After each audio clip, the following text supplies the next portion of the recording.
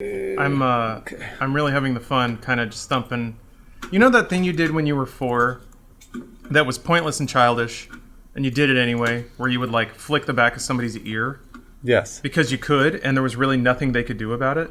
Mm-hmm. You know, I'm kind of doing that right now, but about the Zack Snyder cut to people on Twitter. Wait, hold on. I shouldn't enjoy it. This is so good. Sorry. We got it. All right, I'm going to go live. Oh, okay. Because this is great. This is exactly what I want to talk about. Okay. All right, going live. Bang. Hopefully this works. Let's see if Spectrum... I keep wanting to call them Time Warner. Wait, are they not part of? Well, they are. They changed the name to Spectrum to swerve the hate that, to the parent company of Time Warner. Wow. Yeah, Bruce, when we were working at the Funhouse offices, like the branding on that office changed because there was like there's like a training facility next to our, you remember that? Yeah. Oh, what the fuck? Yeah, I remember the vans like getting new decals slapped on the side. Hold on. The restream key doesn't work? No. Though we're not even live. Hold on. God bless his successful Oh, rebrand. I know what it is. It's like Showbiz Pizza, Chuck E. Cheese Pizza becoming, what was it? It's like Grimaldi's or something like that? They just, they've been trying to fool people into buying their pizza. Okay. It's weird because actually I remember liking that pizza, but I was also All right. a child. Let's see if this goes live. Let's see if this actually works. When I was but a child, I enjoyed eating paper towel with cheese on it. I probably would still like that. I'm pretty sure we are live on the internet now. Wow. Unbelievable. How did that happen? Are we internet? It's one of those things that's like a miracle every time it happens for me now in the last week. So. Oh yeah, I saw you were streaming on your phone yesterday. How's that been? I used Google Fi's internet to stream for 4 hours at 5,000 megabits a second, and it worked pretty well. Wow. Honestly, like it worked really. Just other than some very, very slight drops, I was playing Subnautica and it worked like a charm. So it was great. That's pretty cool. It was. I'm going to say that it's not pretty cool, and the reason I'm going to say that is because it was a TV tray on top of a chair with a cooking sheet on top of that to make sure that my phone didn't get too hot, but also was near a window to get the best reception. And I wanted to put a bullet in my head because the internet that I'm paying so much money for a month wasn't working. So Yep. It was neat, but also I wanted to just murder myself. So yeah. Did you feel like a tech pirate? Like like you're broadcasting underground radio? Lawrence, for one brief second, I felt like a hacker, but then I realized I was paying for it. And then I was like, oh, I'm not a hacker at all. I'm just paying for it twice over. I'm just paying for it. Yeah. I was paying for an internet service that doesn't work and then paying for my phone. So but right. Paying twice for something. What is is it just a phone tethering thing, or do you have to pay an extra usage? No, Google Fi is you don't have to pay extra usage for a hotspot. So that's pretty great. Yeah, no, honestly, it is pretty great. And I was super impressed with how well it worked. So, in the case that you ever want to do that, use Google Fi. I might have to. Good to know. Yeah. Stream tips from Bruce Green. Hey, that's a new. I'll do a new segment. I'll do an intro. We got one. Welcome to Talk to the Internet. That's what it. That's what all. Yeah, that was it. Wow. Smooth. Number 29. You didn't even stutter, Bruce. That was smooth. How to get through that? How to get all that out? It's so quick. It is 29. Yeah. Is it 29? Okay. It is. Yeah. Great. Wow. Tell them about all the segments we have prepared, Bruce. Well, we've got one segment called "Put Back the Snyder Cut." # Put Back the Snyder Cut. And then we have... Yeah, that's gonna go for about an hour and 25. So what's left to... Yeah. What we got for the next 5 minutes? And then I have a segment. Okay, yeah. Oh. Yeah, please. I'll call it "Does It Have a Dong in It?" And it's a segment of a brief retrospective of my experience modding Oblivion and the constant fear of if there's a hidden dong in this mod that I'm downloading. So wait, you just download mods on stream live? You don't check them beforehand? No. I spend hours off stream compiling a list and troubleshooting. Sure. But even then, some of these mods manage to slip in dongs without my knowledge, and then it comes out on stream, and we almost had a slip on stream last night. So I have a story about that. Ooh, a tip slip? You got to be careful. Yeah, it was almost a tip slip. It was a cheek slip.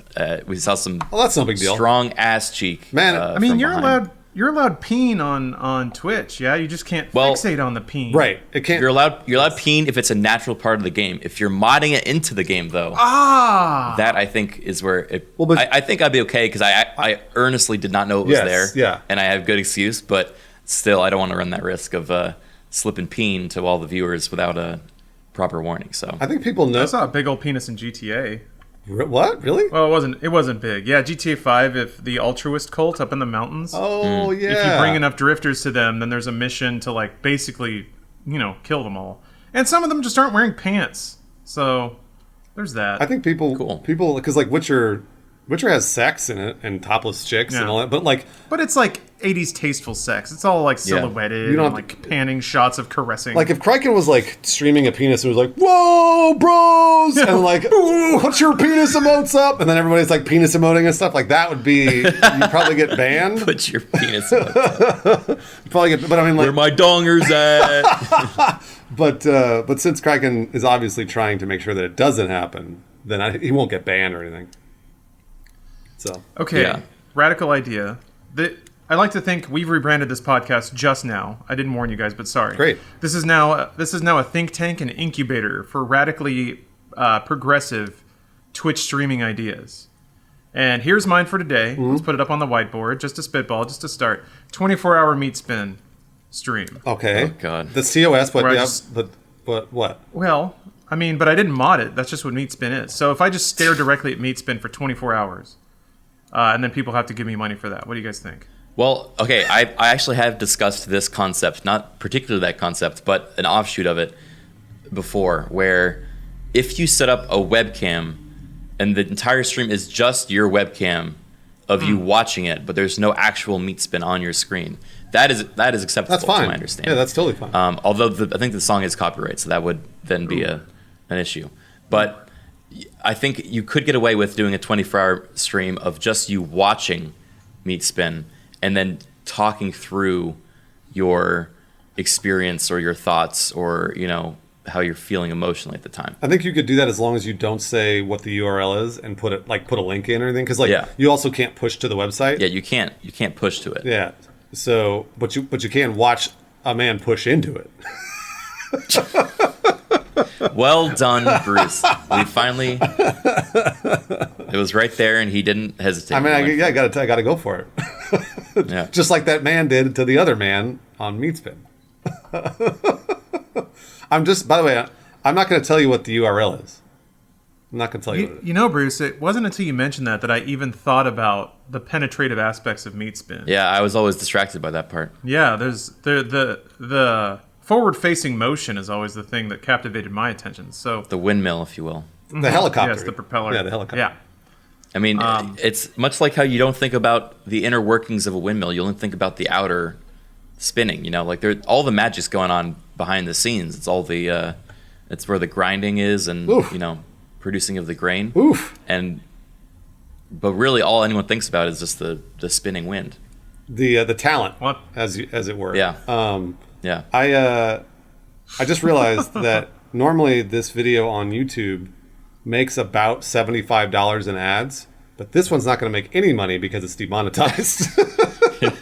How do they know? There's know. no way that YouTube has Content ID waveform analysis to hear somebody talk about meat spin. That's actually not true, and I can tell you how I know. Yeah, you're probably right. Well, they do, and they do it for things like 9/11 and for like. Let's just get them all out there now. No, I mean, in for a penny, in for a pound. I'll bleep them out in the end. I don't know that we should do that. I'm gonna be honest with you. I don't think we should do that. But if you make jokes like that, they actually do know, and they will demonetize the video. They will.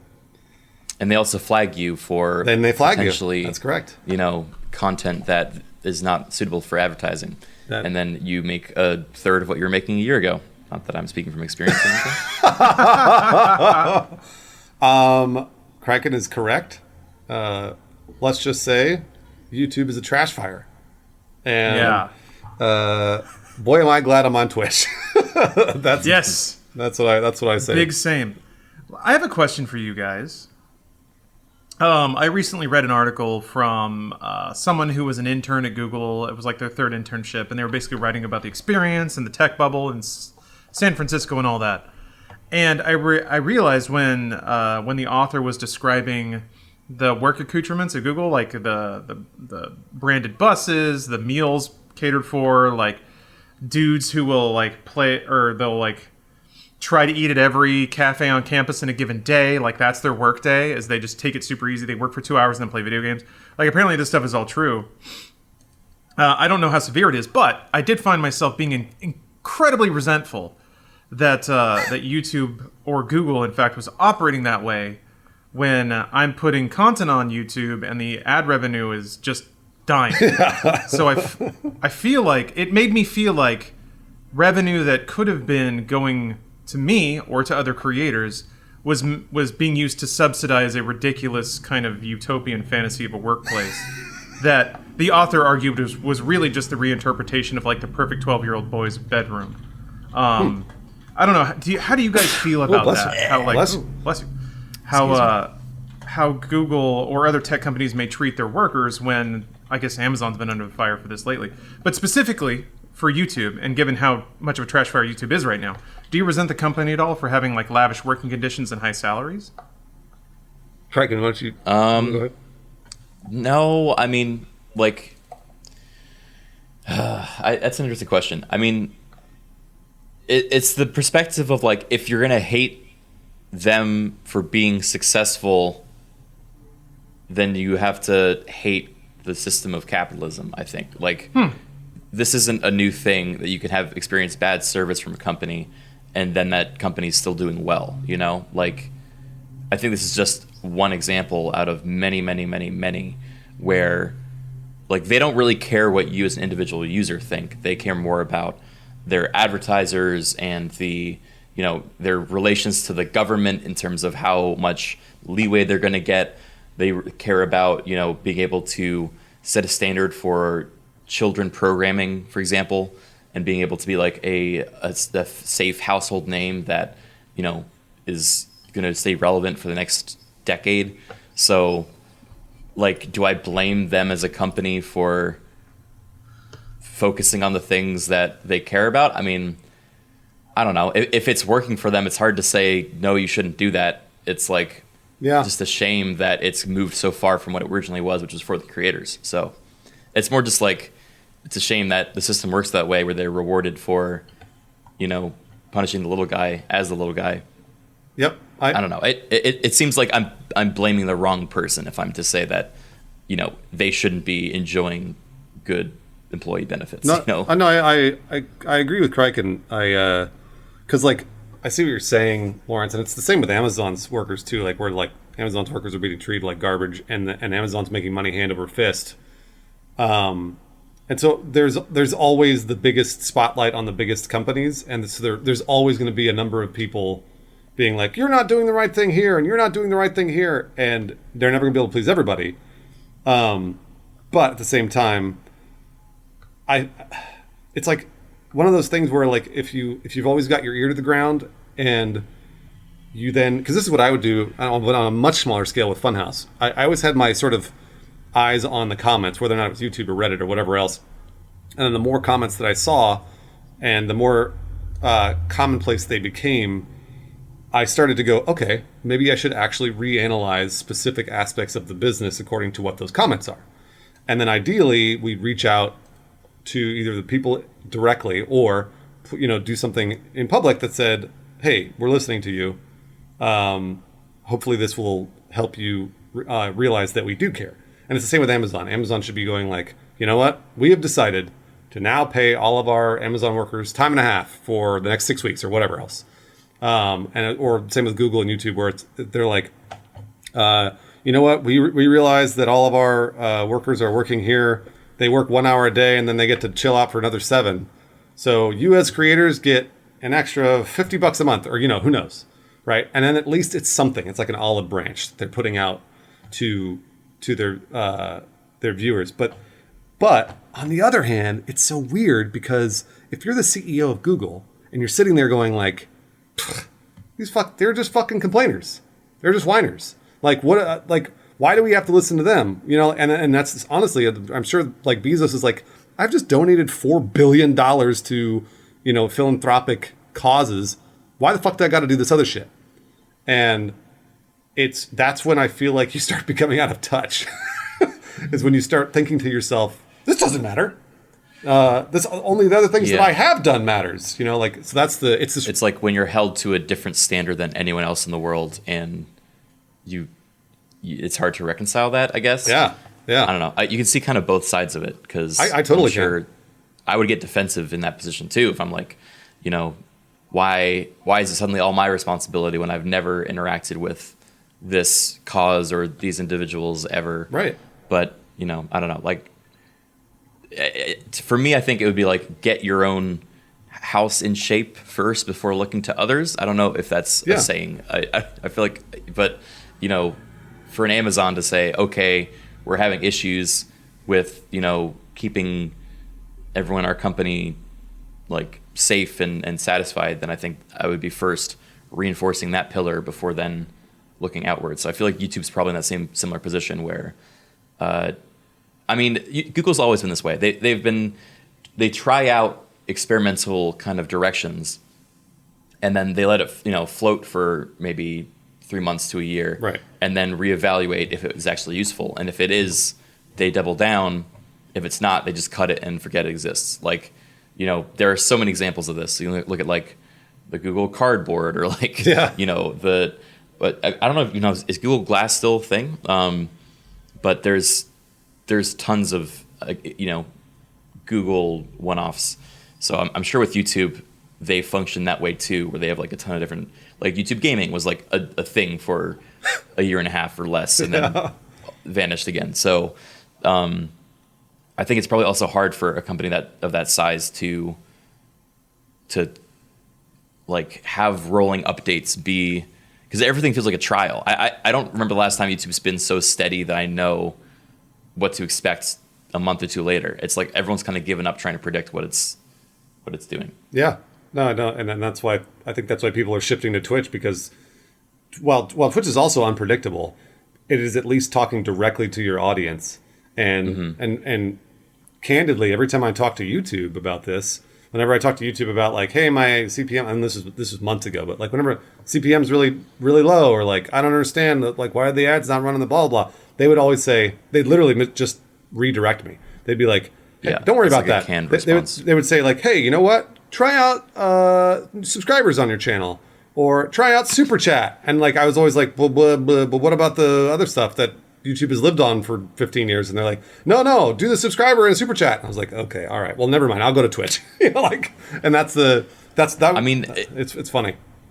It's worth also saying that that's a miracle you even had someone to talk to, because I think 80% of the, more than that, it's like 99.9% of the creators out there don't have any contact at YouTube, or, you know, there may be like a partner rep that manages like 10,000 partners, but when you write to them, all you really get in response is like a like, I don't know, copy pasted thing. Yep. No. So yeah, you're right. I don't know. Lawrence, what do you think? You asked the question. Well, I mean, I guess I kind of injected some of my own opinion. I when I was reading it, I was like, why did my money get slashed by 2/3? I know that it's all like a moving system, and certainly there's probably a lot of advertisers who aren't throwing a lot of money at YouTube now because they're getting conservative. So I try to appreciate that it's not, you know, it's not, I can't draw a direct line between A to B, but it does kind of gall me that, you know, to a lesser extent me, but some other people that rely on YouTube as a revenue platform are just getting thrashed around. Meanwhile, there's some dude who his entire workday is trying to eat 9 different flavors of soft serve. And that's that, you know, I'm extrapolating a lot, but it certainly sounds like that's the reality, and I think those accounts have been borne out by a few different people in a few different ways.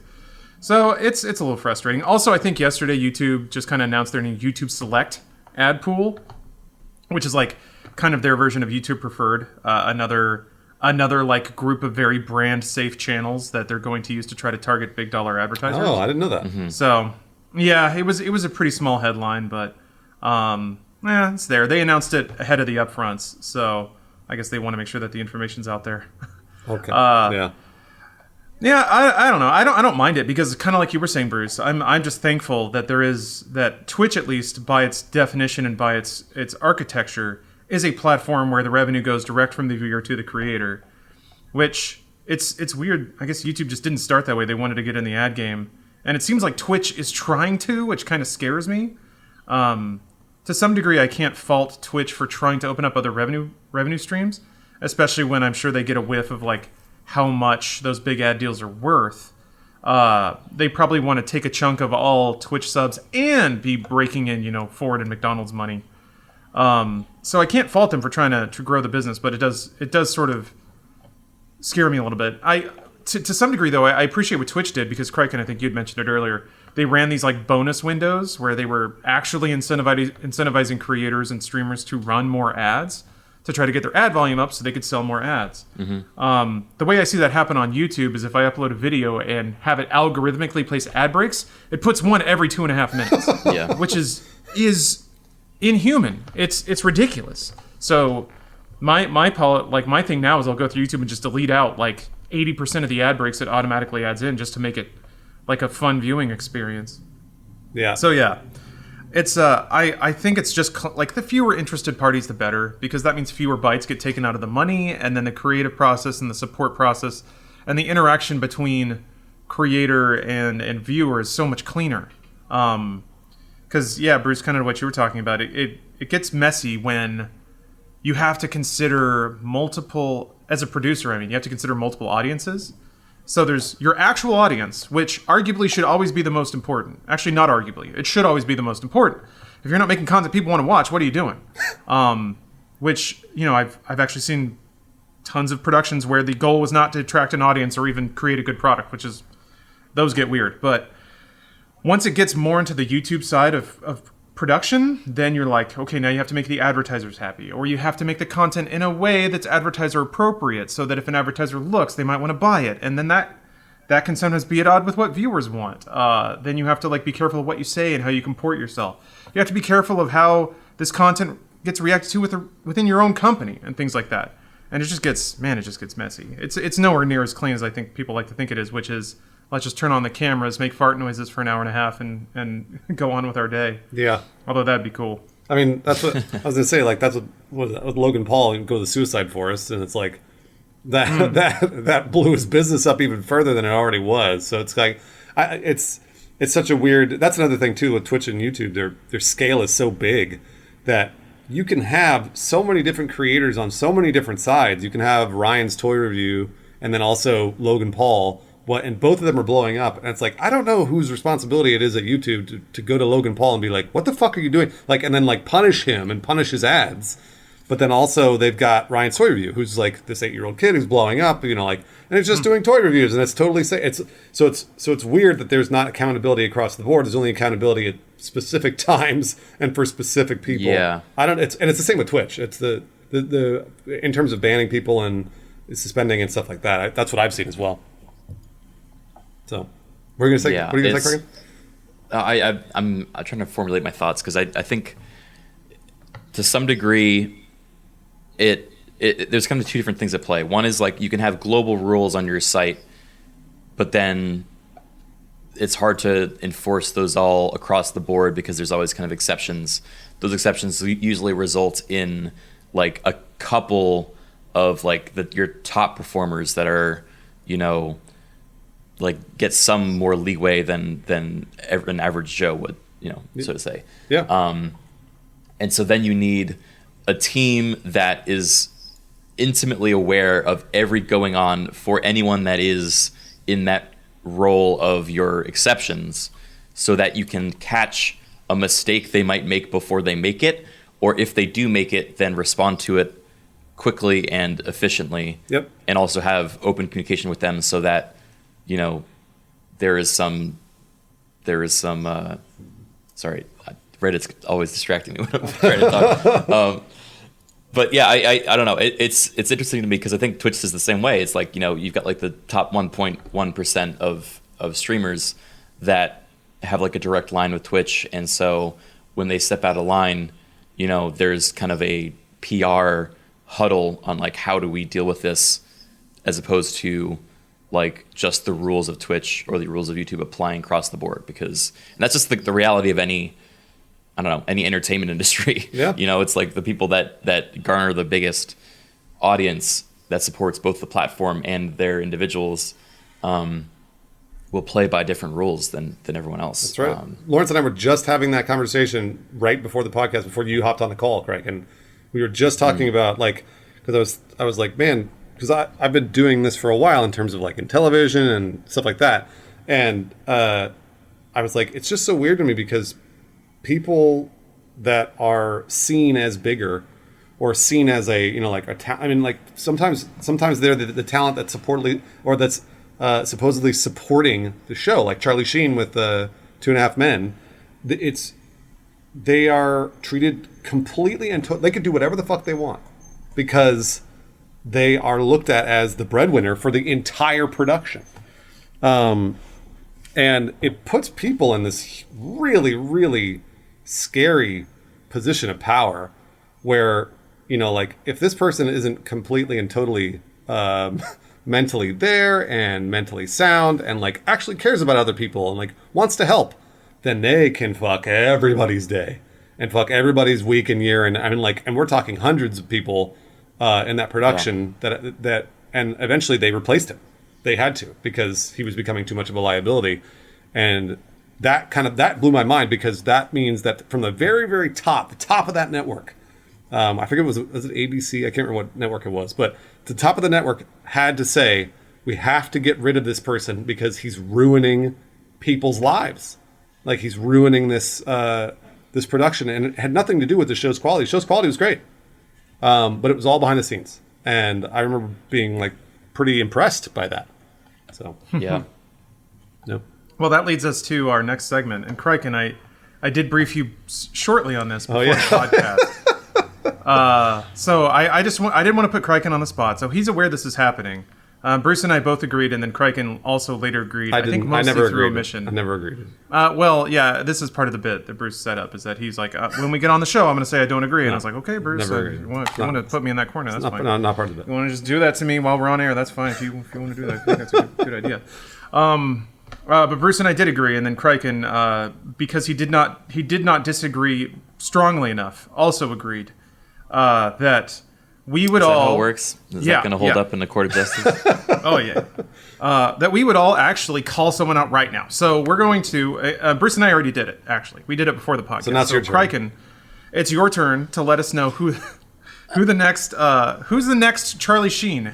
Let's make it personal. Let's make it biting. Who are we canceling? Am I going to become an icon of cancel culture, the thing that I have hated my whole life? Yes, you are, because it needs to happen. It's for justice, Craig. What you need it right now. A popular streamer that doesn't deserve it, who is a hack. A streamer? Wow, you got to pick a streamer? I didn't realize that. Yep. You said I had to pick a celebrity, someone I would never have to have contact with, and now you're limiting it to someone in my direct line of work. You're just specifically trying to cancel you're trying to make me burn a bridge that I've yet to walk across, is what's happening. This is for entertainment. Logan Paul burned a lot of bridges when he shouted at that dead body, and I need you to do that for me right now. Okay. So if you could, you said that you and Bruce already picked yours, so can I just, for inspiration, can I hear your picks? I mean, I try not to be negative, Kraken. You know that. So I feel like you know what? I'll put it in the liner notes. I'll put it in the liner notes of the podcast. So and we collaborate on those every week, so you'll have tacit input on what that is. So I would appreciate it if you could celebrate my spirit of cooperation, creative cooperation. Yeah. By bringing something to this bit. This is a tough one. This is a tough one, Kraken. And I you know what? We're gonna give you a little time. Take some. We're gonna get not too much time though. Not too much. In the meantime, we got to run a show to keep to. While you think about it, though, we should talk about the Snyder Cut. Oh boy. We should talk about how. So first of all, I want to take an informal poll of Lawrence and my chat. I want to see if you want the Snyder Cut, I want you to put yes. If you oh, bless you. If you don't want the Snyder Cut, I gotta mute when I do that. I'm sorry. It doesn't matter. Right. I want you to put no. If you want the Snyder Cut, put yes. If you don't care or don't want it, put no. And I'm just curious to see how many people. Lawrence? What do you see? What do you see in our? Is that 50-50? My eyes are telling me. Well, it seems like it's trending a little more towards no. Okay. All right. I would say maybe 60-40 no. 60-40 no. 60-40. But it's pretty close. I'd say it's pretty close. I'm very surprised that I see more yeses than I do see nos. The stakes are, by the way, that you have to sign up for another streaming service. That's right, HBO Max. Yeah, and it's a year away. Maybe even more than that. Maybe we could do a little bit of context because I know nothing of what you're talking about. Oh. Well then. Okay. Well, Kraken, I had the pleasure, nay, the privilege of seeing the movie Justice League in theaters. Did you ever see the movie Justice League in theaters when it came out? No. You didn't. Okay. Well, Justice League is a movie about. Do you know what the movie's about? Kraken? Superheroes. That's right. That's correct. It's like the Avengers, but for DC. So. I mean, he got the plural part right. There are more than one superhero, so that's good. That's right. There's Batman, Superman, other cool superheroes that you never heard of, like Cyborg, and he's the one with the eyes that turn red. That's right. Also, Wonder Woman's there, and then wasn't there another superhero? You're forgetting Aquaman. Thank you, Aquaman. But yeah, he said the line. But the coolest part about Justice League is that I'm ruining it for Kraken. You had never seen any of their movies other than Superman and maybe a little bit of Batman and Wonder Woman. Mm-hmm. So you didn't know anything about Cyborg. You didn't know anything about Aquaman. Yeah. But that's what made it great. Is that they just kept showing up and there would be a big music swell and you're like, who was that? Yeah, exactly. But also, Zack Snyder was initially the DC mastermind. He was sort of the one that was coming up with the movies and the stories for Batman versus Superman, and he had plans for the Batman, obviously for Justice League, et cetera, et cetera. He was sort of the architect of DC movies, the same way Kevin Feige is for Marvel. However, Zack Snyder, I believe it was a major family emergency that caused him to pull away from Justice League. I think, wasn't it, Lawrence? Am I wrong? Am I wrong about that? Am I right? It was a something like that. There was a loose explanation given. And I guess it depends on how conspiratorial you want to get, because for some reason people have concocted wildly complicated narratives around how the production of that movie went. Yeah. But yeah, Joss Whedon did the rest. It was a death in the family? It was his daughter committed suicide, which is major. And it was a huge problem for Zack, obviously. Never mind, I didn't know about that. Yeah, I knew it was something major. And so then Joss Whedon took over finishing the movie. Well, the movie came out, it was trash. And ever since then, Zack Snyder has himself been feeding into the hype machine of there is a Snyder Cut of Justice League that exists that is better and cooler and the greatest superhero movie of all time ever that Zack Snyder edited. And he has basically gone on record in like social media, etc., talked about how he wanted to do this and he wanted to do that and he wanted to do this for all these superheroes, but didn't happen because the studio wouldn't let him, and Joss Whedon, blah, blah, blah, etc., etc., etc.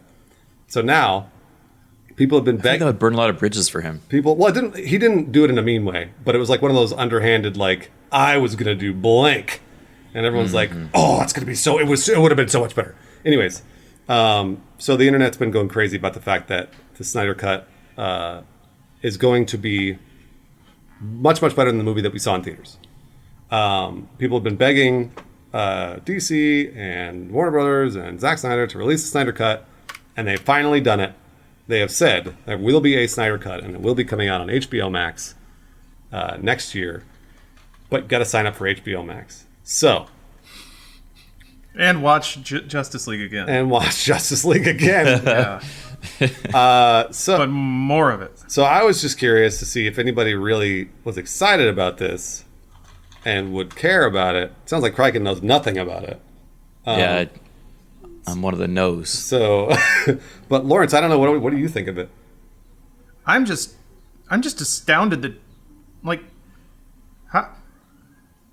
how can anyone still think that there was a good movie there, or that there will be a good movie there? I mean, hope springs eternal, and God bless. And if people are excited about it, then that's a good thing. And I wouldn't try to talk somebody out of enjoying something that they want to enjoy. I mean, at what point is it just wild delusion? Not that I care. That's what comic books are for. They're for delusion. But I mean, Zack Snyder's never made a great film. 300 was cool, or rather, it had 15 minutes of cool stuff in it. But why do suddenly people think that he's going to be the one to fix it when he's never fixed anything before? I like Zack Snyder movies, but I also know they're not good. And I don't think the relentless dedication and the hope behind all of it is the most confusing thing to me. And I cannot wrap my brain around it. And I don't know how or why people are so attached to DC films when they have largely been very bad, or maybe that's strong, but certainly not good. Yeah. I mean, like, people will point at 300 and Watchmen. Yeah, Watchmen had some pretty good parts in it, and I would agree. 300 and Watchmen are good. Sucker Punch isn't. Superman, or I'm sorry, Man of Steel is mediocre. I thought Man of Steel was okay. Yeah, it's okay. It's okay. Question about what is HBO Max? I realized I didn't. Oh yeah, you don't know so what HBO Max I know what is. HBO Go is, but HBO Max is a different thing. Is it more money? What is the? It is more money. It's more money. So HBO Max is a new streaming service where they have combined everything from Warner Brothers, and basically all of, like, so you know how Warner Brothers bought Rooster Teeth and it bought Machinima and it bought blah blah blah blah. It's putting all of those together into one streaming service, but calling it HBO Max because it sounds great, because HBO has the best. HBO to the max. Right. HBO has the best brand recognition, and people think, oh, HBO equals quality. Well, they're putting everything into HBO Max. They're calling it HBO Max, but it's a bunch of Warner Brothers trash. And basically everything AT&T owns as well. So that's what it is. It's a new streaming service. Huh. Yeah, it's like the new umbrella service, because, I mean, correct me if I'm wrong, Bruce, but like Verve had kind of bundled a lot of stuff. Yeah. And HBO Max is going to be another umbrella thing that goes over that, and then it has like Yes. it's going to have Muppets and some other like I like Muppets. some big name stuff. Yeah, who doesn't? What's weird to me is, I mean, it's an interesting. How much extra do I headline. got to pay to watch Muppets? I don't know. Have they announced pricing structure yet? I don't know. For HBO Max, I'm actually not sure offhand. I can I'll do a little. Actually, I don't know. I'm not going to Google here, but I'll Google somewhere else. I don't know. I'm not sure. I'll look right now. Muppets are Disney. Anyway, no, Disney is different. No, people are saying Muppets are Disney Plus.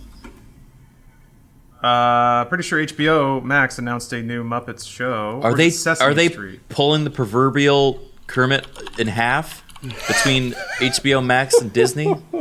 HBO Max is going to be apparently $15 a month at launch, but a pre-order discount offers a $12 monthly rate for the first year if you sign up before May 27th. There you go. $12 a month. There you Yeah, Is the early Muppets bird now. special. Oh, it's Disney Plus. I'm sorry. No, Sesame Street is what's going to HBO Max. Yeah. My bad. Got it. Okay. Wait. Sesame Street and Muppets are they're not they're different things, right? Different properties. But they've done collaborations before. I'm sure they have, yes. What is Kermit to Elmo? I'm having like a crisis right now. They're both Jim Henson creations. Oh, okay. And I think the Muppets have been on the show Sesame Street. But yeah, I think it's same world but different show. So like the Muppets Same are world? largely on. I think so. I think there's crossover there. Huh. Like Big Bird was in some of the Muppet movies, right? Yeah. I'm pretty sure, but like as a cameo. So it's like it's all kind of the world of Jim Henson or whatever. Do they talk to each other? Yeah. I mean, I don't know if they talk to each other regularly or if they hang out when they're not. I wonder doing if there's shows. like awkwardness because of their company ownership divide. I want to know. I want to know the specific personal relation between Elmo and Kermit. I mean, you're gonna have to look that up on your own time because I don't know. Someone in chat says I'll do it right now. Kermit is a reporter on Sesame Street. I remember him wearing his like little beige trench coat. Yeah, I remember he was wearing his like little press uniform. Was that what Kermit's role was on the Muppets? Though I thought he was a show producer. Yeah, and he played banjo. So the Muppets is a laugh-in styled sketch comedy show that ran on TV. It was called The Muppet Show, I believe. Am I wrong about that? I think you're right, yeah. But that was it was just comedy. I'm pretty sure there wasn't like an informational or edutainment aspect to it. Meanwhile, Sesame Street was a show specifically for kids that, in addition to like puppetry and puppet comedy, was meant to teach you the alphabet and how to count to 10 in Spanish. Right. And the names of shapes and things like that. So Cloudless... Muppet Show was like... Cloudless is saying the Muppets spun off of Sesame Street. So they started on Sesame Street and then spun off. That makes sense. I could see that, actually. That's pretty smart. So, like, parents are in the room while their kids are watching Sesame Street, and then here's a slightly more adult-tinged but still family-friendly sketch comedy show with the same sort of puppetry. Yeah. Wait, where were we going with that? Oh, yeah, trying to sort out the rules of everything. I don't know. It's weird because I feel like 10 years ago, everyone wanted a la carte cable channels, and that's what we have now. It's just online streaming services. That's right. Mm-hmm. So, but everybody hates like that works out pretty well. But it's now it's going the opposite way. Where like again, because we're gonna. I mean, I don't know. Are you guys gonna pay for HBO Max? I'm not. I mean, like I'm already paying for Disney Plus, Netflix, and Hulu, and I'm probably they all want a piece of the pie, and the pie. There's barely any pie left for us to cut up, you know? Well, yeah, it's going to get zero-sum now. They're just going to get so tiny. Well, what blows my mind is that this is like 100%... this is like an HD remake, but for video. We get all of this stuff. We get all this stuff in games, right? Mafia 2, Resident Evil 2, whatever. I feel like this is like, hey, remember that movie? It's coming back in HD, and there's premium content. Like, I feel like this announcement has more rumbles than really any other content announcement. It's actually a pretty smart move, and it like jumps on a narrative that a lot of people have really run with and held onto for a long time. Yeah. I can applaud the PR move behind it. That's pretty cool. Our friends over at Internet Today, I retweeted this because it's pretty crazy. Back in November and December of last year, Ricky and Elliot were talking about. I think Ricky was the one that started it, but he was like, HBO Max is going to 100% have the Snyder Cut be their launch. It's going to help them launch the service. Really? And he said it a number of times back in November and December, and he was totally right. And it was like one of those things where I watched it. And it was like, I mean, it's super super adept of them to notice that and see that. And yeah, I mean, I was just curious to see if people were excited about it or not. Like, I wasn't sure if that was something like everyone's like, yeah, fuck yeah, HBO Max, like we're in, or if it's like sort of like, whatever, who cares? I don't know anyone that's excited for another streaming service. Like I think Disney Plus got in there just as the door was closing, Indiana Jones style, grabs the hat out and was like, hey, we have the properties you loved as a kid, at least that's what we have. And everyone's like, all right, we'll give it to you. And then like after that, I don't think there's been any excitement for a new streaming service, Yeah. Well, it's because there's no value proposition left. Yeah. No, it's true. Yeah, exactly. We're all ever since Netflix, really, fundamentally, ever since the first Netflix subscription, we've all had more media than we have time to watch. So then it's about trying to find these like prestige announcements that supersede the backlog of stuff that you already have in the back of your mind whenever you sit down to eat dinner or whatever. Zack Snyder Cut could be one of them. If for some reason you still think that movie's going to be good or interesting, or you just really, really, really want to see Superman on screen that badly. Or Muppets. Oh, no, Muppets we decided was Disney, wasn't it? No, that's Sesame Street. Fuck. Sesame Street is HBO Max. Muppets is Disney Plus. No. You said it was the opposite. Did I? Then yes. I was opposite wrong before. No, you're opposite wrong? Sesame Street is HBO Max. Muppets is Disney Plus. Weird. Okay. All right, I'm good then. As long as yeah, because Well, it was also a bit of a concern that parents were like, wait, like this used to be a public broadcast show. That, like it was nice to believe that there was free content out there that was good, that was super constructive and instrumental in like remember that kids' self-esteem. And now parents have to pay for a streaming subscription so their kids can watch Sesame Street. I guess sign of the times, whatever. America rules. But yeah, I feel like now it's a fight for headlines and a fight to get people to. Yep. Now you just got to get them in and make them forget that they signed up. I remember I canceled my Netflix subscription, my streaming subscription, when I like scrolled through and just within like 2 minutes couldn't find a movie I wanted to watch because they just stopped signing licensing deals. Netflix has been trying to migrate over to. I feel like TV. they've been producing their own movies and TV, and that's pretty smart, really. But Netflix isn't really making anything that I care about. I also don't pay attention that much. So yeah, I guess it is really now just like who can find the announcement that's going to scream out over everything. And just like everything else, it's going to be remakes and re-releases and brands we already know and returning faces and like Star Trek Picard, like stuff like that.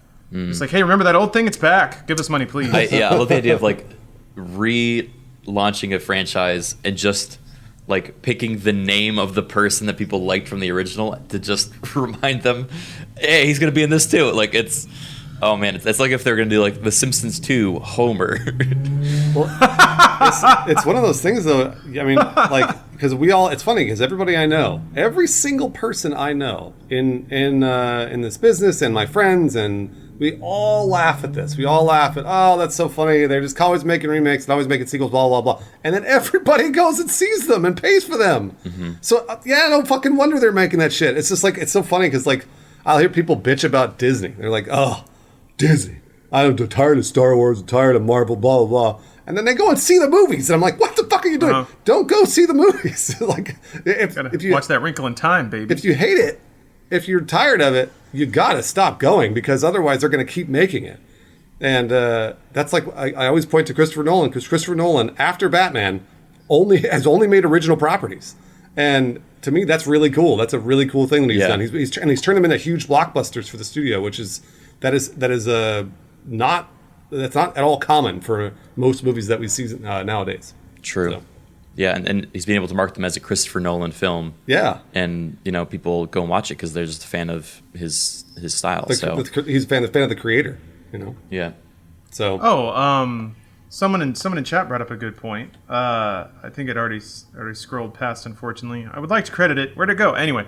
There it is. Diamond Gay, or Diamond Gay, excuse me. Both still great names. Said like basically after Endgame, don't really care anymore. Or I was done with it. Probably just referring to Disney and Marvel, but I'm curious to what degree that extends to the general population, because I have a theory. The run of Marvel movies we got was essentially, not that I'm a comic historian or anything, but it really did feel like the greatest hits of like every individual property crammed into movies. Yeah. And all concluding with this wonderful storyline that was probably the most attention-grabbing thing that Marvel has ever done in Infinity War. And they even got Civil War in there as like a sub-note. Weird stuff. But now that they kind of hit it all, I feel like people have experienced the one turn, the build-up, the huge payoff, the satisfying conclusion. Now Marvel's going to try to do it again, and I feel like people are going to get into what I experienced the first time I started reading comics, which is like, this is so awesome. Oh my God, amazing. This is the most amazing thing. And then get into the second arc. I'm like, oh, they're doing it again. And then doing it again. And then they'll just keep like swapping out some names, but it's largely the same stories endlessly retold. That's what myth is. I'm not like, I don't think that I'm being particularly intelligent by pointing that out. But I do think the general movie-going audience that got so swept up and enamored with the Marvel wave. And I think Star Wars kind of hit the same thing where it's like, you have to be new, but the same. I wonder if maybe the check got cashed and Zack Snyder cut and all that. Maybe it is being like, hey, we get a do-over on DC. Now we can go back and do the Infinity War thing we should have done. But maybe people already got what they needed out of Endgame. I always felt like the Justice League was playing like just 2 years behind Marvel. Yes. And there has never been room for them. Like they were always just at disadvantage because, they're just doing it less smart than Marvel was. Yep. So you're exactly right. I don't know if that's like particularly a new situation they find themselves in. I think they've always been at a disadvantage. I don't know. I'm not as like clued into the Marvel universe, I think, as you two are.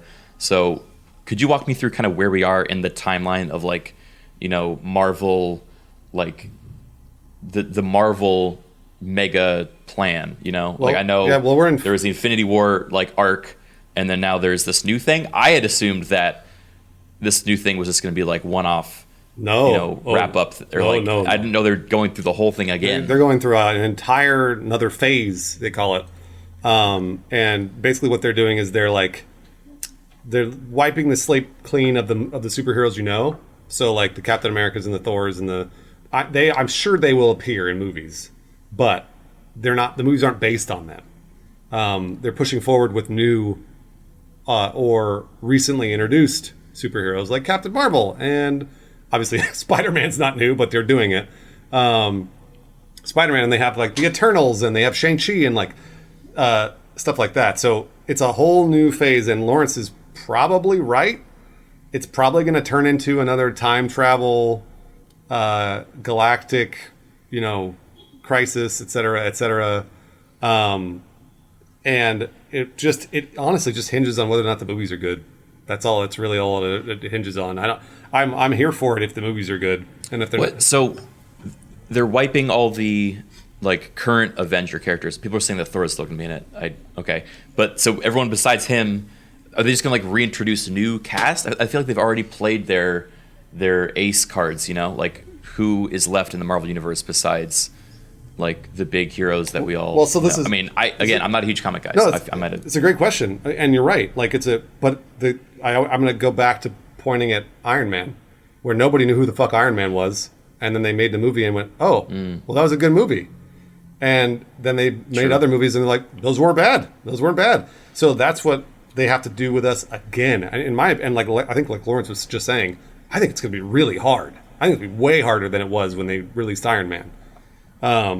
But they have to do it again. They got to make us care about characters that I don't know who Shang-Chi is. Like, I'm excited to see the movie, but I don't know what that is. I don't know what he does or who he is, but I'm excited to see that Marvel movie because I know Marvel generally makes pretty good movies. So we'll see. I don't know. I think I'm more interested just from like the programming aspect, like how you can reintroduce a bunch of new characters that there's like little to no after stepping down from the mammoth that is, Spider-Man, Iron Man, like the Hulk, like all those, like what are they gonna this B team? How do you make them not a B team? I'll probably watch just to see how they try to pull that off, because that to me is more interesting than the actual content, Yeah, I don't know. I mean, there's been some massaging in that direction. Like there was a literal handoff of Captain America to Falcon. Yeah. And then Far From Home was almost literally saying Peter Parker is the new Iron Man. So, and the comics have been doing that too, of like basically just rotating in new cast members to have new stories to tell. The idea being that like within comic books, at least generationally, you can speak to a new generation and the issues that confront them. Like Peter Parker was a freelance journalist photographer because that was the kind of job that a teenager could get, but that doesn't exist anymore. So like if you have a 15-year-old in 2020 who is a freelance photographer, like that just doesn't really read. So what Marvel comic books are doing, and unfortunately I can't speak to DC because I just, in case it's a mystery, I just kind of don't care for DC by and large, and I have my reasons there, but whatever.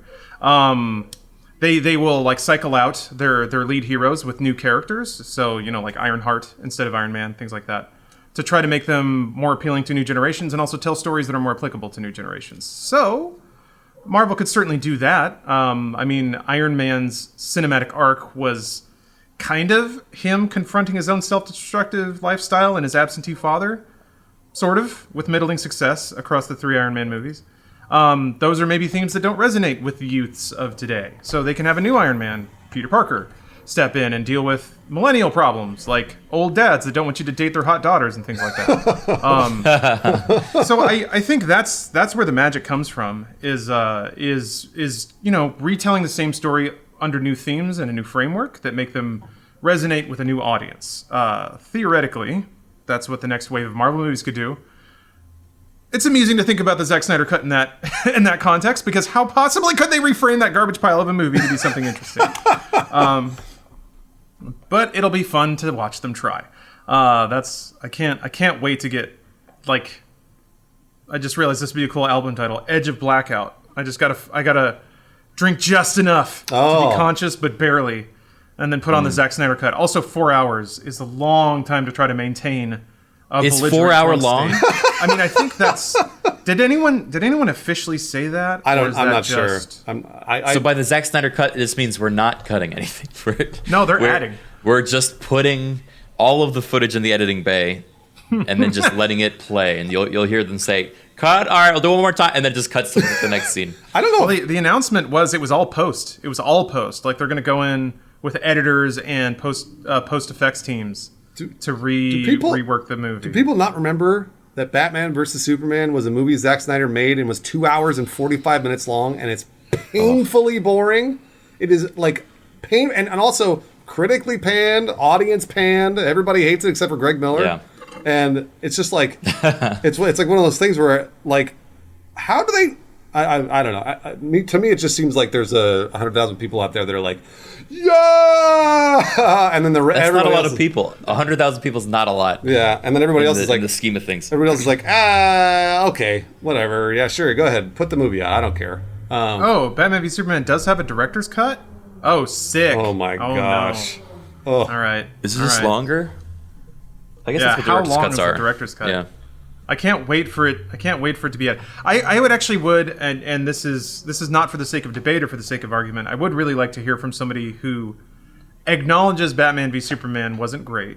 Matter of opinion, whatever. I'm not going to tell someone they're dead wrong. Although, maybe deserve some reevaluation. If they like Batman v Superman, but I want to find the person who's like, Batman v Superman was trash, Justice League was trash, but Zack Snyder could have fixed it.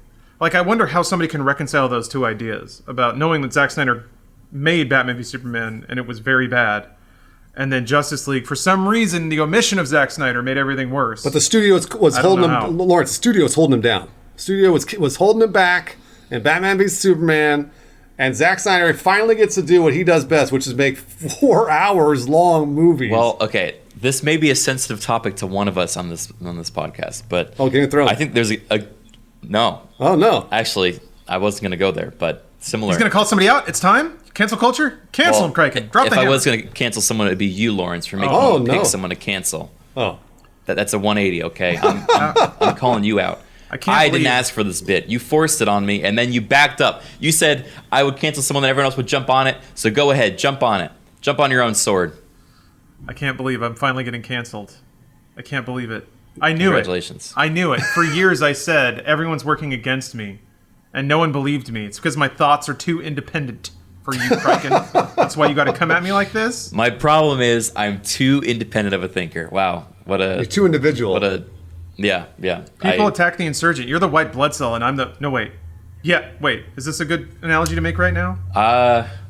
Whatever, I'm already canceled. You're COVID. Yeah, I'm the virus. Yeah, I was gonna say, Lawrence. Surprise, everyone! Lawrence is COVID. You've been watching. Lawrence is COVID. Oh man, dear. What if? Yeah, I guess you are COVID in human form. That's probably the worst thing I could say to anyone. But there you have it. I mean, it's true though. When I show up, social gatherings just destruct immediately. Yeah, everyone socially distances themselves from you already. It's just kind of a matter of making them more aware of it. That wasn't what I was going to say. You asked me to say that. What were you going to say? I was going back to the topic of directors and studios and giving creative leeway versus not. Oh yeah.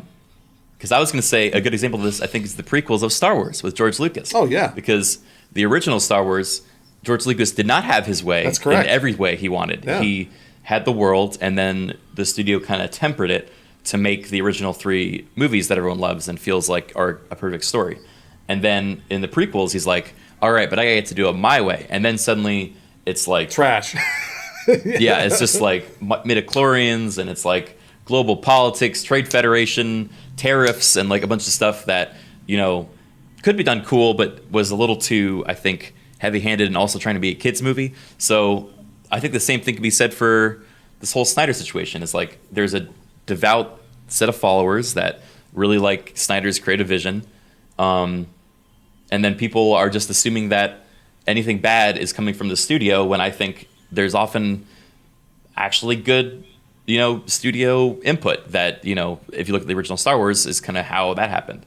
Or maybe it was other creatives on the team. I don't know if the studio had much of a role in it, obviously, but I don't know, just my thoughts. Anyways. Well, Kraken, you bring up a very interesting point, because it's like the right creative team has to make something good.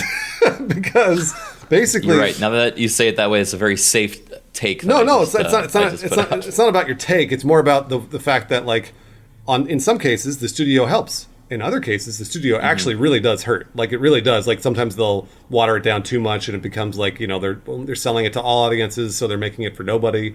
And it just turns out that you just need the right people making the right content. And this is something that I've noticed. I can only boil it down to individual creators in my brain. So, like, generally, people always talk about Christopher Nolan as, oh yeah, he's a singular creator, he's a writer, director, et cetera, et cetera. It's not true. He's surrounded by 100 other people that are always with him for every movie. For a long time, it was Deakins was his cinematographer, and his wife is always an executive producer or producer on his movies. So he's surrounded by the same people, and his brother generally helps him write films. Yeah. So it's kind of like, but we only see it as, it's a Chris Nolan vehicle. And I think the best example of creativity by collaboration is Marvel. Because Kevin Feige was sort of the brains behind the whole thing, but he didn't direct any of the movies. And each one of those movies is pretty good, but also they vary, right? Thor Ragnarok's fantastic, and Captain America, the first Avengers, kind of like, it's fine. And in my opinion, that's like, those are huge wins coming from our place of work, because we know how hard it is to make something large and creative and collaborate with other people. Man, is that hard. Gosh, that's so fucking hard. So, and to make it good, to make it so that a lot of people like it. So like, I think Zack Snyder, in my opinion, benefits from having studios temper his work. Right. I think George Lucas benefits from having a studio temper his work, or having other creators sort of come in, and like Irvin Kershner or Lawrence Kasdan, or people that collaborated with him on Empire and Jedi. I think he benefits from that. But there are other creators, maybe not as much. Maybe they don't require as much oversight because they already have a really good creative team around them. So it's really tough. I think usually the studio usually adapts to that. They see that, the Nolans have put out so many successful films, and they're like, all right, we're just going to give you a budget, give us updates on how it's going, and otherwise, like, that's your guys' thing. Compared to, if they give too much, on like a leash, too much. Like they give them too much leeway. They give them too much. Yeah, and then and they see they're starting to stray. That's when they actually have to start pulling them back. So yeah, it's I slack. That's the word. Slack. Okay, yeah. So we all come from these spaces, and we've all had to make something with a bunch of other people, and we all know how, like, if you have a creative vision, it might get diluted, or it might become something that you weren't necessarily thinking it would be, and that's just what happens when you bring other people into a project, and you just got to make sure that you are cool with the people that you're bringing in, and also that they are thinking along the lines that you're thinking, because maybe they're not. And that's why when I point at movies like Sucker Punch or BVS, those are movies that, for all intents and purposes, from what I can see, Zack Snyder had complete oversight on everything he was doing. And it is not very good. So to me, I'm like, I don't really want to see that again. Like, I don't want to see what he could do. I would like to see the same producing team that he had for 300, or the same producing team that he had for Watchmen, collaborate with him on these movies, rather than him being like, it's 4 hours and it's whatever I want. I was like, oof, I don't know. I'm not sure.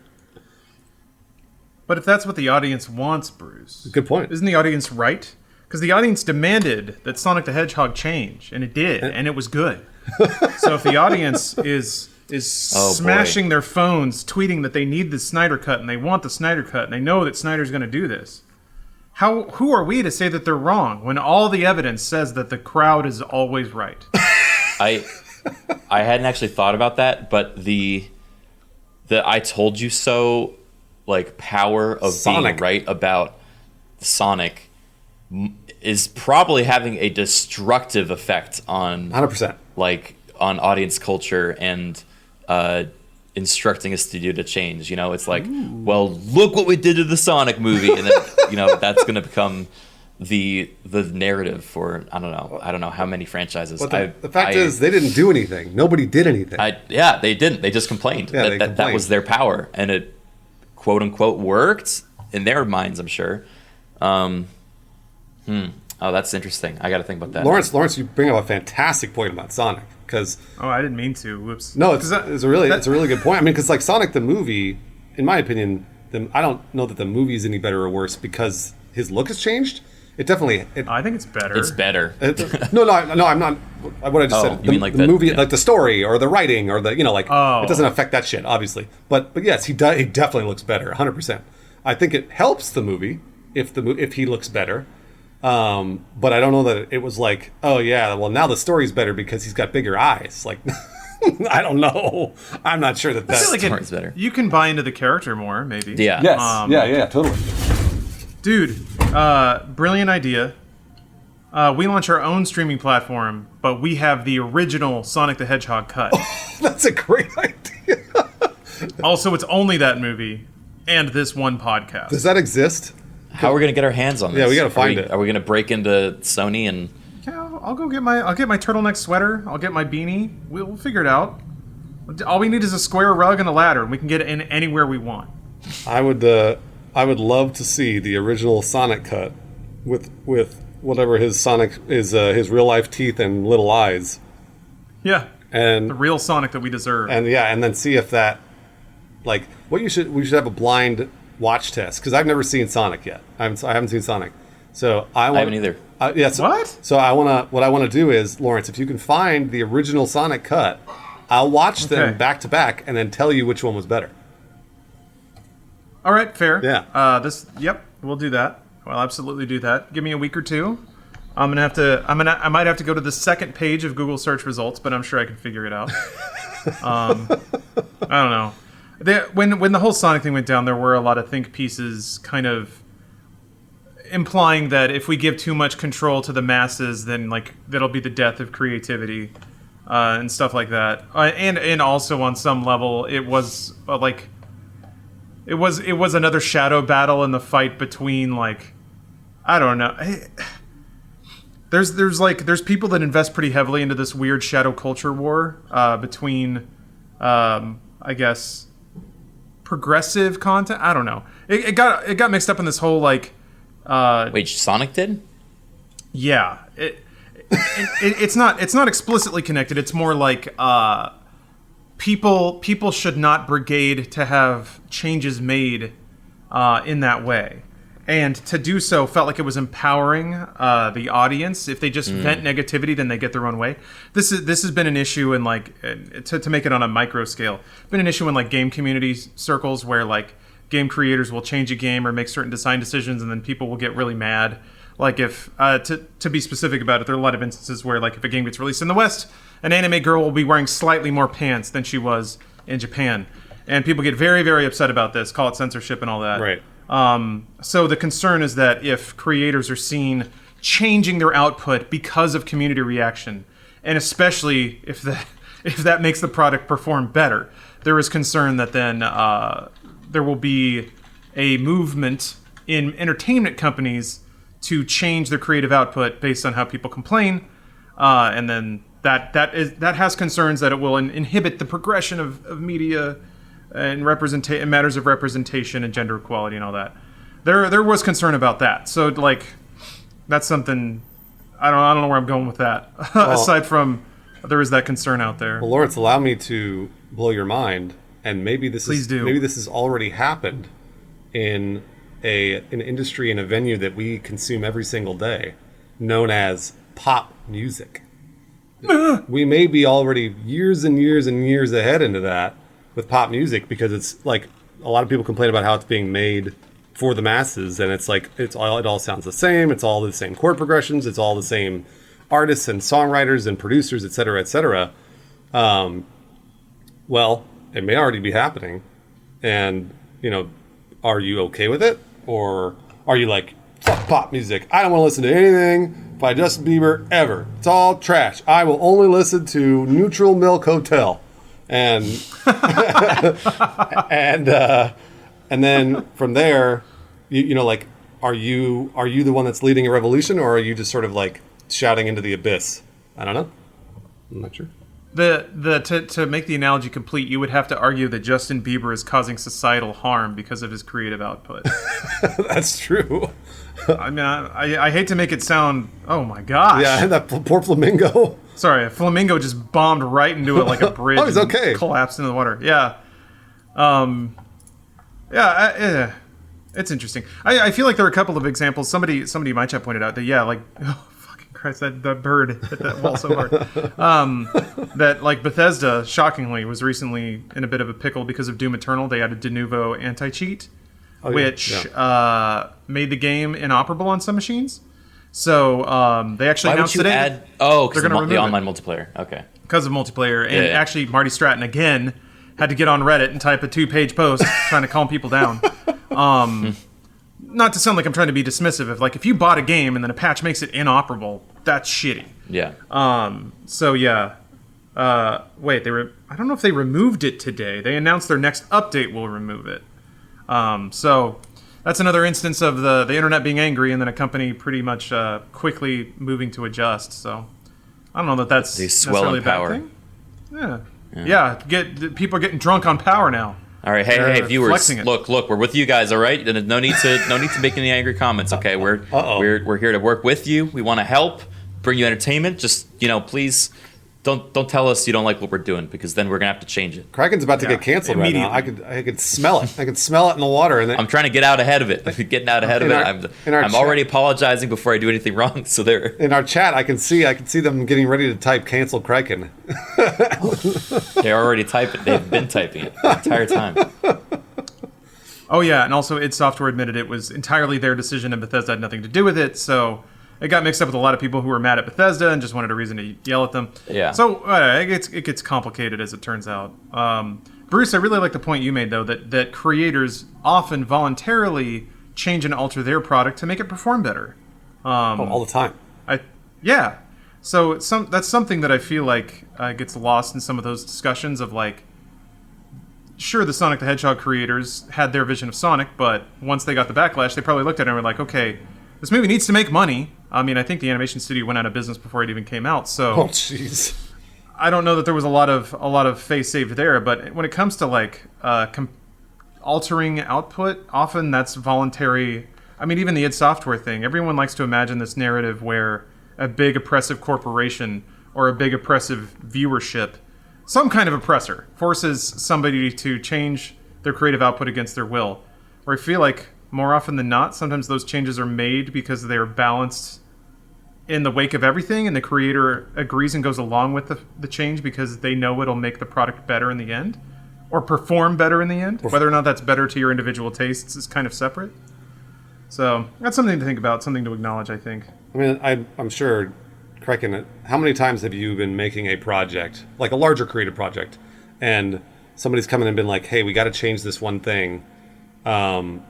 Is that okay with you? How many times have you said, and obviously you don't need to quantify, but it's like, have you said, hey, that's okay, you know what, let's just go with that? Or you were like, no, I'm holding the line here, we will not change it. How many times has that happened to you? Now that I think about it, I think I usually get a lot of creative leeway. It's really rare that I've had that piece of comment. That's great. There has been a couple times, probably during like a sponsorship video, and I don't think there's ever been a time that I've been like, no, there's probably been at least one. There's definitely been at least one time where I've been like, that's too heinous of a request, and I will not be doing that. Here's a half, like I'll do a halfway make good, a compromise, and then if they have an issue with that, then we'll take it from there. But usually, as long as you made an effort in the direction that they had said something, then it would assuage the complaint. But yeah, I've been lucky in that I haven't really had to compromise that much. Or if I do, then it's like a minor thing. It's just, I mean, Well, we have a question from chat here. Oh yeah. How do you feel about the pushback on the cum ship and Sev Tech? I don't know what any of that means, but Cum ship and Sev. Oh, you were talking about Minecraft. Yes, that is a question for me. yes, I'll field that specifically one. for Kraken. My brain had to like sort through a couple files to figure out why that registered. I was like, why do I know what that is? And then it hit me. So in SevTech, we're playing a Minecraft mod on stream that lets us age, like Civilization style, age up by learning things in Minecraft. And so I had built, with my buddy Shane, a ship, and underneath that ship, we have been worshiping old gods and using a blood altar. Which has been it's like a hidden, grotto thing. But in doing so, it has caused demons to be summoned to the ship, which is then burned down the ship. So it's now a shipwreck, which was the point all along, is we have like a shipwreck.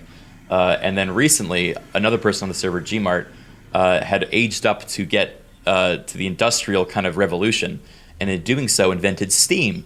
And Steam is a cool item in Minecraft with this mod, which lets you dump a bucket of steam, and it functions like water, where it just kind of trickles out, but it's completely walk-throughable, and it has no effect on you. So he said, oh, I have this new thing, and I'm like, we could fill our boat with this stuff, and it's going to look like fog, and it's going to be great. So he comes over, and he starts dumping steam all over this boat, and I still think it looks kind of cool.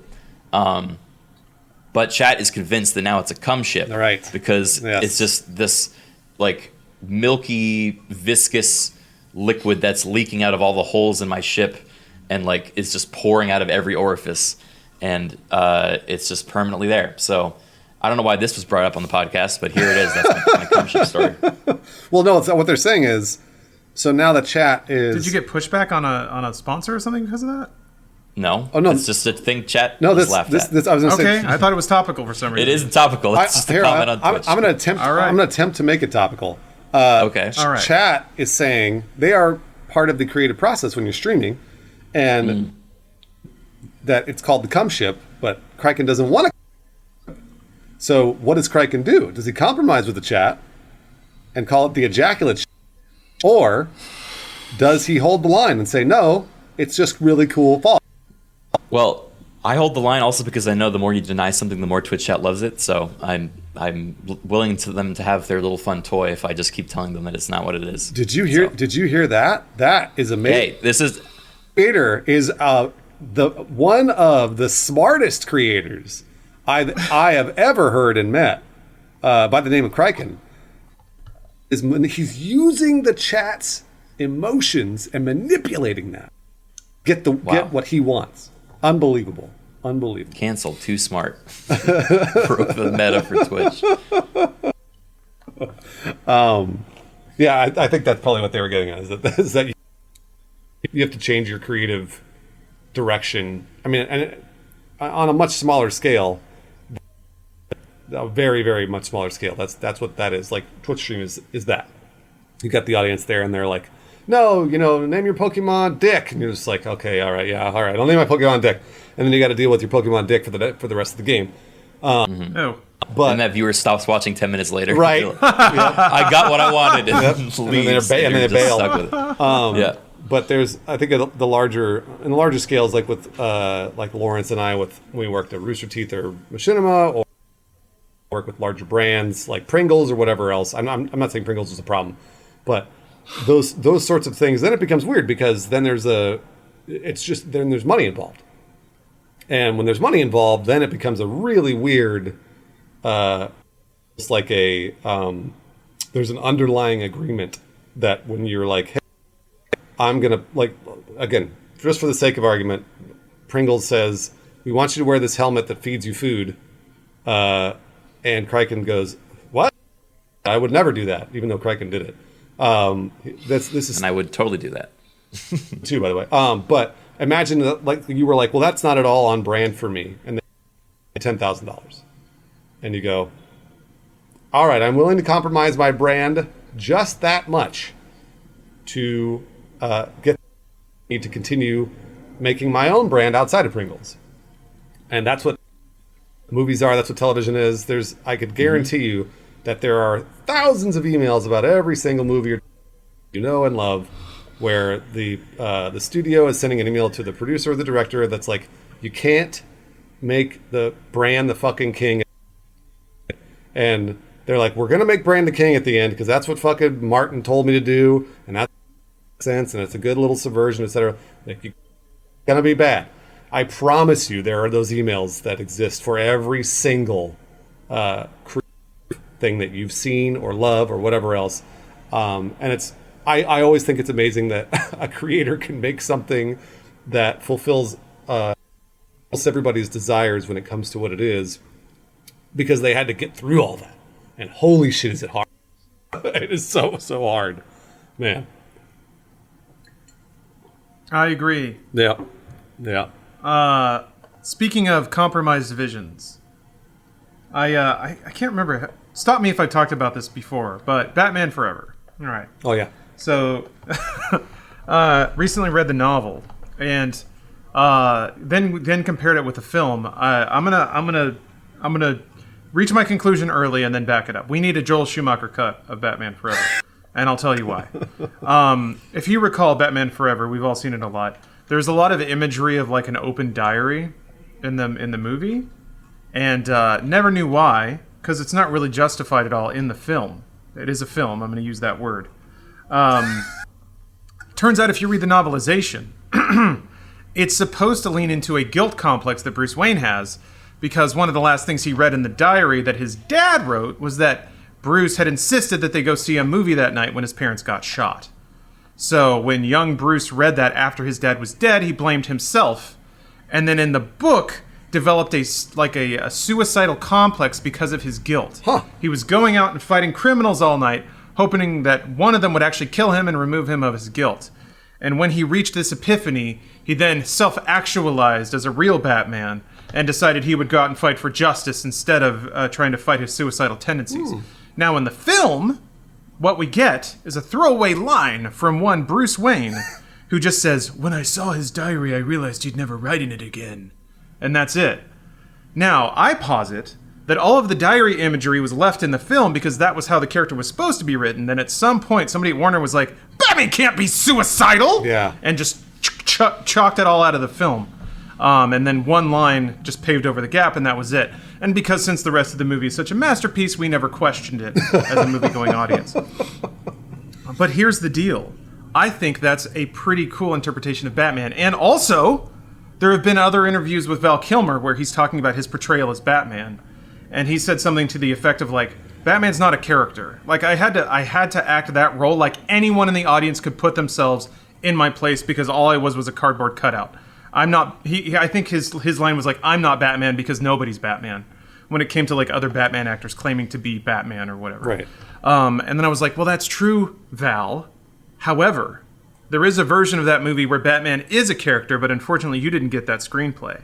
So there's a mystery afoot here. There's a mystery. I wonder if the person who novelized the film got a very early copy of the screenplay and was writing the novel to that, and then it went through revisions and then into production with Schumacher, who I can only assume was driving his hardest to keep suicidal Batman in the movie. Was he though? So, you know, I can only assume. Okay. With not only the creative integrity that we saw rooted in every aspect of Batman Forever, but then onto his next, and some would say superlative work, Batman and Robin. Oof. So perhaps one day we'll get the Batman and Robin cut, Schumacher cut. I just say we make Zack Snyder recut every Batman, but only in post. I think that would be pretty sick. I think if we get the Joel Schumacher cut, we're going to add it to, what are we going to call it? Krakenvod? Ooh. Our new...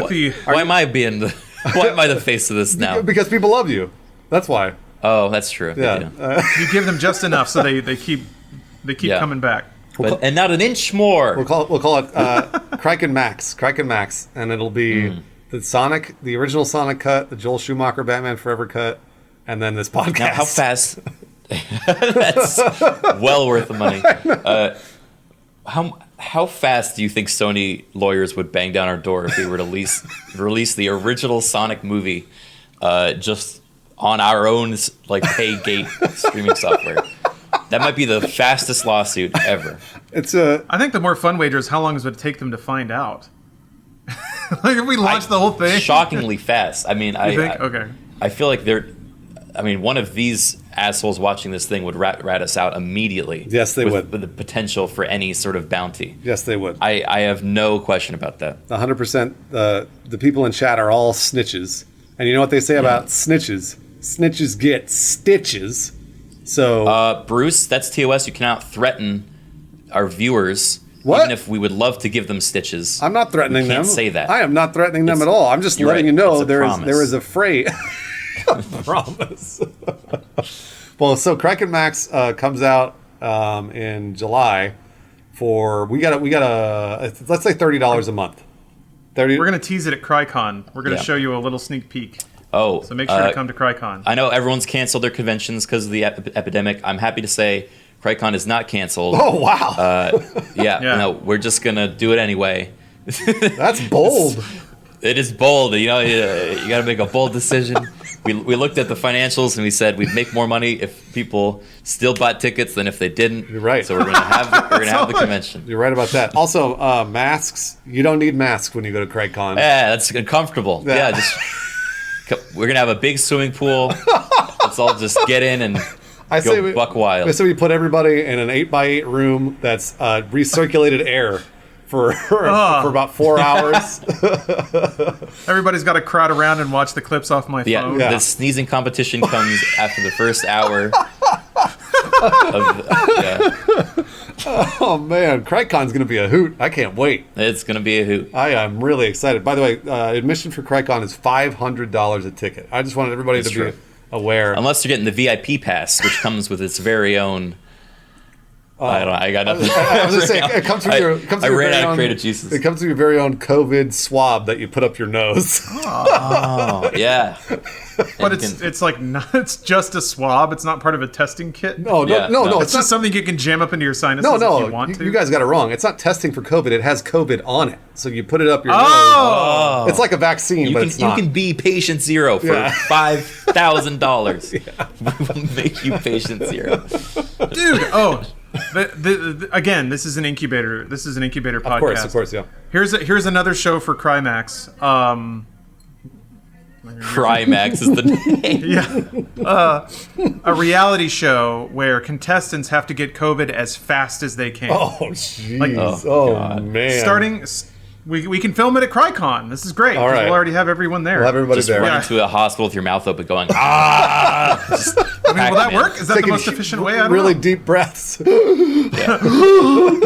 like, sir, stop taking such deep breaths.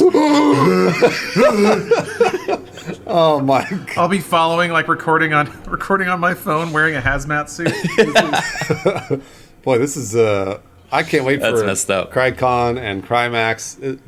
This brand that we're establishing, it's going to, I want to say, live for the next 50, maybe 100 years. So Anyway, how Yeah. long? What's the incubation for COVID? It's like 2 weeks. Yeah, it's like 2 weeks.